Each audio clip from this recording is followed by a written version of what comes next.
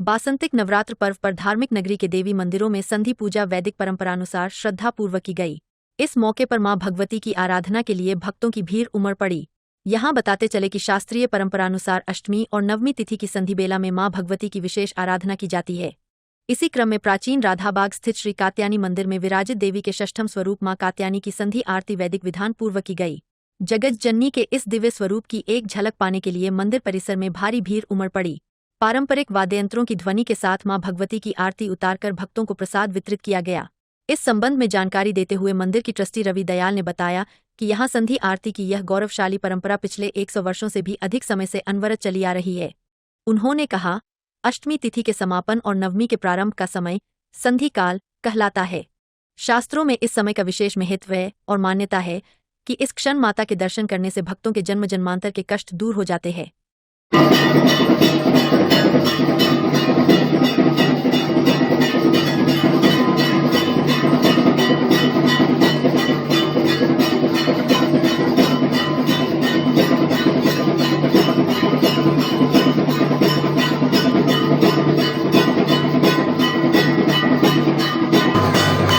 संजय बहादुर मेरा नाम है, मैं यहाँ पे ट्रस्टी हूँ।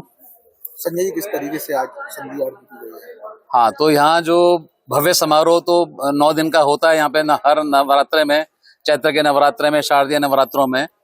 तो अभी हर सवेरे और शाम सारे भक्त देख रहे हैं कि यहाँ पे बहुत महान उत्सव चल रहा है। सब आरतियां सवेरे होती है, दोपहर को है, शाम को है। और विशेष जो भी हमने देखा थोड़ी देर पहले, यहाँ पे इस संधि पूजा की आरती अभी हो के चुकी है।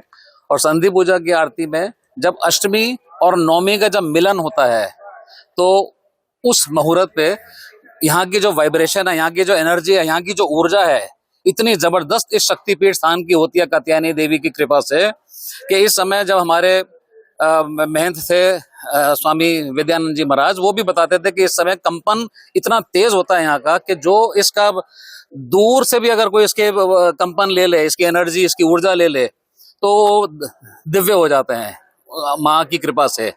तो इस समय यहाँ पे आरती अभी हमने देखा जैसे करी गई, तो उस आरती में पुजारी जी ने जो करा, तो वहां पे सारे भक्त लोग आते हैं। और उसके बाद विशेष बात यह है कि उसके बाद सारे भक्तों को प्रसाद वितरण होता है और फिर देवी जी का खजाने के सिक्के यहाँ पे पुजारी जी सबको एक तरह से, जैसे कहते हैं, खजाना लुटाते हैं भक्तों पे। और भक्त लोग जो हैं वो खजाने को लूट के एक तरह से, जिससे अगर भाव विभोर कर अगर हम समझें तो उससे वो लेके अपने खजाने से अपनी उन्नति उनको प्राप्त होती है। और प्रसाद वितरण और खजाने के साथ साथ आरती लेते हैं। और ये सब इस पूजा का विशेष महत्व इसीलिए रहता है, तो हम इसीलिए अब यहाँ पे आज सब इकट्ठे हुए थे। और आप देख ही रहे हैं कि यहाँ कितना विशाल समुदाय इकट्ठा हो गया था यहाँ पे। अब चाहे रात के 3 बजे आरती हो, अभी तो दिन में 2 बजे आरती हुई, जिस समय भी हो, यहाँ पे हजारों की तादाद में लोग पहुंच जाते हैं और आरती का आनंद लेते हैं।